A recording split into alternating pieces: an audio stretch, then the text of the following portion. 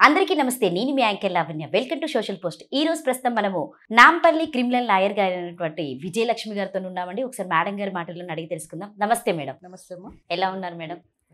So madam, ఏంటంటే ఇప్పుడున్నటువంటి వాళ్ళు ఏంటంటే ఎక్కువ ఎన్ఆర్ఐ సంబంధాలకు ఇష్టపడుతున్నారు. అక్కడికి వెళ్ళిన తర్వాత కూడా వాళ్ళకి కొన్ని గొడవలు కావడం వల్ల విడిపోవడం జరుగుతుంది. సో వాళ్ళు ఎలాంటి అంటే కేసెస్ పెట్టుకోవచ్చు, వాళ్ళు ఎలాంటి పరిణామాలు తీసుకుంటే వాటికి మీరేం చెప్తారు? వాళ్ళ సిచ్యువేషన్స్లో ఏ సిచ్యువేషన్లో ఉన్నారో తెలియదు. వాళ్ళని మోసం చేశారా, లేకపోతే కొట్టారా, బయటకు గెంటారా, దాన్ని బట్టి ఏ క్రైమ్ చేస్తున్నారో దానిని బట్టి ఒకవేళ అక్కడ కేసు పెట్టుకుంటే కనుక అక్కడ చట్టాలు వేరే ఉంటాయి. అవును. లేదు, అమ్మాయిని వాళ్ళు హెరాస్ చేసి హింసిస్తే అమ్మాయి ఇండియా వచ్చి ఇక్కడ కేసు పెట్టుకోవచ్చు. అంటే డైవర్స్కి పెట్టుకోవచ్చు, లేదా కాంపన్సేషన్ పెట్టుకోవచ్చు. ఇవన్నీ తర్వాత ఏ దేశంలో ఉన్నా మన దేశం అంటూ మనకు ఉంది కదా, ఇక్కడికి వచ్చిన తర్వాత మన చట్టాలు అమలు అవుతాయి. వాళ్ళు ఎక్కడున్నా కూడా ఇక్కడికి రావాల్సిందే. వాళ్ళని రప్పించి వీళ్ళది సెటిల్మెంట్ ఏది ఉంటుందో అది చేస్తారు. అంటే దాదాపు చాలా మంది మోసపోతున్నారు కదా మేడం, పెళ్లిళ్ళు చేసుకొని అక్కడ. ఎన్ఆర్ఐ సంబంధాలు ఏంటంటే, అందుకే చాలా మంది ఇప్పుడు ఏం చేస్తున్నారంటే దగ్గర సంబంధికులు కానీ లేదా బాగా తెలుసున్న వాళ్ళని కానీ, ఎందుకంటే ఎన్ఆర్ఐ అనేసరికి ఏదో హైఫై చూసేసి పిల్లని ఇక్కడి నుంచి పంపించేస్తారు. తర్వాత అక్కడ కల్చర్ ప్రకారంగా ఇద్దరు ముగ్గురు ఉన్న కామన్. గర్ల్ ఫ్రెండ్ ఉండొచ్చు బాయ్స్కి, ఆడవాళ్ళకి కూడా బాయ్ ఫ్రెండ్స్ ఉండొచ్చు. అక్కడ కల్చర్కి తప్పు లేదు. కానీ మనం ఇక్కడ ఇండియన్ నుంచి ఏ దేశం వెళ్ళినా మన ఇండియానిటీ మాత్రం మనకు ఉంటుంది. సో ఇది మనకి డైజెషన్ కాదు, డైజెస్ట్ చేసుకోలేము మనం. అప్పుడు అక్కడ వాళ్ళకి క్లాషెస్ వస్తాయి.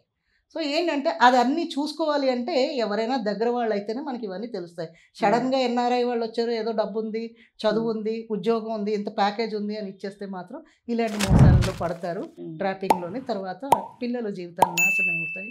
ఎందుకంటే వన్స్ ఒకసారి మ్యారేజ్ అయిన తర్వాత లేడీస్ చాలా సెన్సిటివ్గా ఉంటారు. ఏదైనా first is first. So second అంటూ వెళ్తున్నాం, కానీ తర్వాత అది ఇక లైఫ్లో సెటిల్ అవ్వాలి, ముందుకు నడవాలి అన్నప్పుడు సెకండ్ ఇష్యూకి వస్తారు. ఫస్ట్లో మాత్రం వాళ్ళు దెబ్బతిన్నారు అంటే చాలా రోజుల వరకు వాళ్ళు కోలుకోలేరు. సో ఇలాంటివి చూడాలంటే పేరెంట్స్ చూసి జాగ్రత్తగా పెళ్ళిళ్ళు చేయొచ్చు. లేదు వాళ్ళు లవ్ మ్యారేజ్ చేసుకుంటే ఓకే చేయొచ్చు, అది కూడా వెరిఫై చేసే. ఎందుకంటే లవ్ బ్లైండ్, చూడరు. పేరెంట్స్ చూడాలి. పిల్లలు లవ్ చేయాలి, పేరెంట్స్ చూసి సెటిల్ చేసి అరేంజ్డ్ మ్యారేజ్ చేయాలి. అప్పుడు ఆ కాపురాలు స్థిరంగా ఉంటాయి. సో మేడం, నేను ఒక చూసిన సిచ్యువేషన్లో ఏంటంటే, ఒక అబ్బాయి అంటే వాళ్ళిద్దరు అన్మ్యారేజ్ చేసుకున్నారు. చేసుకున్న తర్వాత ఏమైంది అని అంటే, ఆ అబ్బాయి ఇక్కడ ఇండియాలో జాబ్ చేస్తూ అమ్మాయి అమెరికాలో జాబ్ చేస్తుంది. సో అమ్మాయి అక్కడ సెటిల్ అయిన తర్వాత ఈ అబ్బాయికి తెలియకుండా ఆమె ఇంకొక ఎఫైర్ పెట్టుకొని ఒక పాపను కనడం జరిగింది. సో ఇప్పుడు ఇండియాలో ఉన్న అతను ఆమె మీద ఎలాంటి కేసు వేయచ్చు, అంటే ఎలాంటి పరిణామాలకి దారి తీస్తాడమ్మా? డైవర్స్ తీసుకుంటాడు. ఈ అమ్మాయి ఎవరికో పిల్లని కంటే ఏం చేస్తాడు? నేను అదే చెప్పాను కదా, మన కల్చర్ మనకి ఒకటి ఉంది. అక్కడ కల్చర్ ప్రకారంగా అక్కడ బ్రాడ్ మైండ్ ఉంటారు, మనలాగా ఉండరు.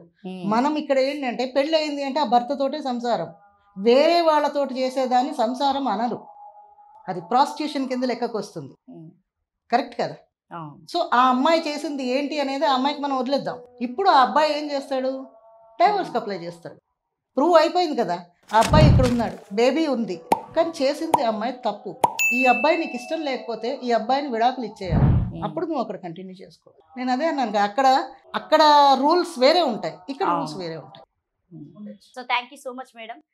మీకు కనుక ఈ వీడియో నచ్చితే లైక్ చేయండి, షేర్ చేయండి, కామెంట్ చేయండి. Thank you.